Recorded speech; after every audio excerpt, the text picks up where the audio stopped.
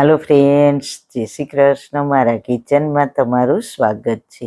આજે આપણે બનાવીશું સરગવાનો પાવડર. આ સરગવાનો પાવડર 1000થી વધુ રોગોમાં ઉપયોગી એવો આ પાવડરને તમે એકવાર બનાવીને આખું વર્ષ સ્ટોર પણ કરી શકશો.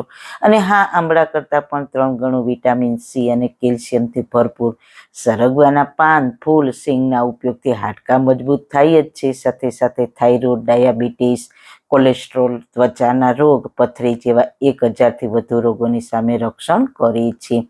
પણ માર્ચથી મે મહિના સુધી વધારે આવતા સરગવાની સિંગનું શાક, કઢી, સૂપ બનાવીને આપણે ખાતા હોઈએ છીએ.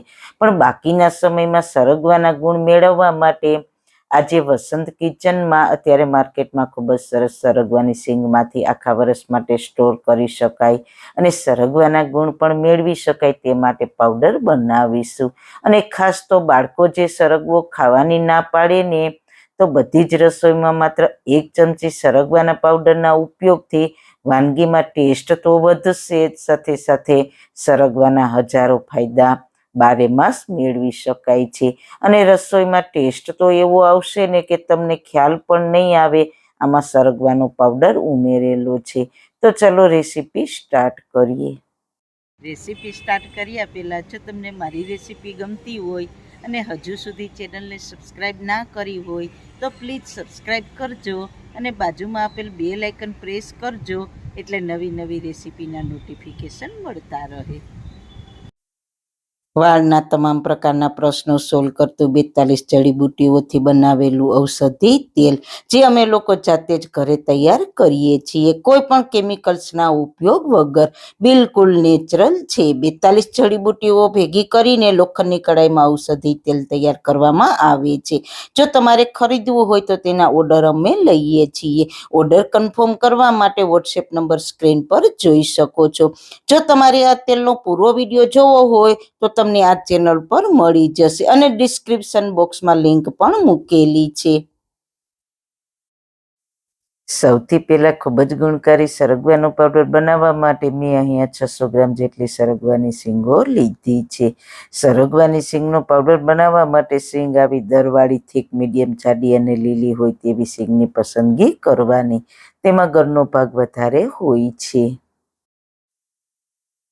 હવે તેને ઊભા 2 ભાગમાં કટ કરીશું.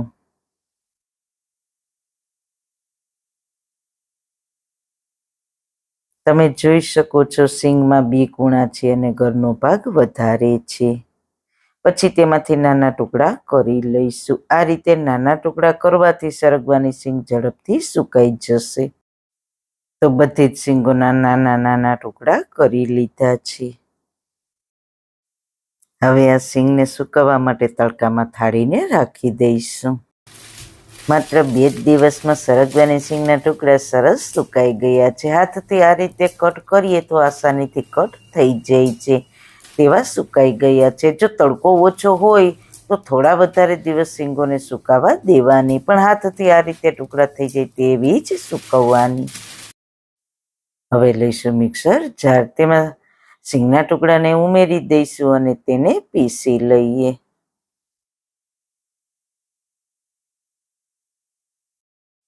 તમે જુઓ, કડક લાગતી સરગવાની સિંગ સહેલાઈથી પીસાઈ જાય છે અને પાવડર પણ સરસ તૈયાર થઈ ગયો છે.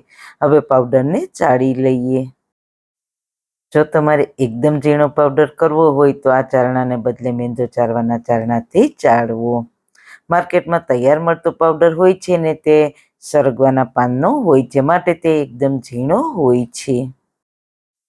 ચડાતા આ જે હોય ને તેને ફરી મિક્સર જારમાં લઈને પીસી લઈએ. ફરી ચાળી લઈએ. તો આપણો પાવડર ચડાઈ ગયો છે. તો આ પાવડરને ગમે તે શાક, રોટલી, ભાખરી, થેપલાના લોટમાં કે દાળમાં ઉમેરશો ને તો બધી જ વાનગીનો ટેસ્ટ 100 ગણો વધારી દેશે. અને રોટલા, ભાખરી, થેપલામાં તો તમને ખ્યાલ જ નહીં આવે કે આની અંદર સરગવાનો પાવડર ઉમેર્યો છે, જેથી મોટાની સાથે બાળકોને પણ સરગવાના અઢળક ગુણો મળશે. હવે બધો પાવડર તૈયાર થઈ ગયો છે અને ઓરિજિનલ લાઇટ ગ્રીન કલર પણ આવ્યો છે. આ પાવડરને એરટાઇટ કન્ટેનરમાં ભરીને તેને આખું વર્ષ સ્ટોર પણ કરી શકાશે. આખું વર્ષ આ પાવડર રૂમ ટેમ્પરેચર પર સારો જ રહેશે અને પછી તેને રેગ્યુલર ઉપયોગ કરી શકીએ. સરગવાના ફૂલનો સંભારો અને સરગવાના સૂપની રેસીપી મેં આગળ મારી ચેનલ પર શેર કરેલી છે. તેની લિંક ડિસ્ક્રિપ્શન બોક્સમાં મૂકેલી છે. સરગવાની સિંગનો પાવડર બનીને તૈયાર થઈ ગયો છે. હવે તેને એક વાનગીમાં ઉપયોગ કરીને તેને જોશું. આજે મેં ઘરમાં ઢોસા બનાવ્યા છે. તો ઢોસા બનીને તો સાંભાર તો બને જ, પણ સાંભારનો ટેસ્ટ સરગવાની સિંગ વગર અધૂરો લાગે છે. બાળકો છે ને સરગવો ખાવાની ના પાડતા હોય છે. તો આજે આપણે ઉકળતા સાંભારમાં 1 ચમચી આ સરગવાની સિંગનો પાવડર ઉમેરીને મિક્સ કરી દઈશું. તો સાંભારમાં સરગવાની સિંગનો ટેસ્ટ પણ આવી જશે. તો મિત્રો, આમાં જ નહીં, રોટલી, થેપલા, પરોઠા, ચીલા પુડલા, શાક જે પણ બનાવો તેમાં પણ ઉમેરી શકો છો. તો મિત્રો, ઘરમાં ઉપયોગી થાય ને તેવી સરગવાના સિંગનો પાવડર બનાવી આખું વર્ષ સાચવી શકાય તેની રેસીપી તમારી સામે શેર કરી છે. તો આવી રીતના તમે પણ સરગવાની સિંગનો પાવડર બનાવી તમારા રસોડામાં જરૂર સ્થાન આપજો અને તમને અને તમારા પરિવારને અદ્ભુત ફાયદા થશે. તો જરૂર એકવાર ટ્રાય કરજો. તો મિત્રો, તમને આજનો વિડીયો કેવો લાગ્યો? જો સારો લાગ્યો હોય તો તમારા ફ્રેન્ડ્સ ફેમિલીમાં શેર કરજો અને મારી ચેનલને સબસ્ક્રાઈબ કરજો.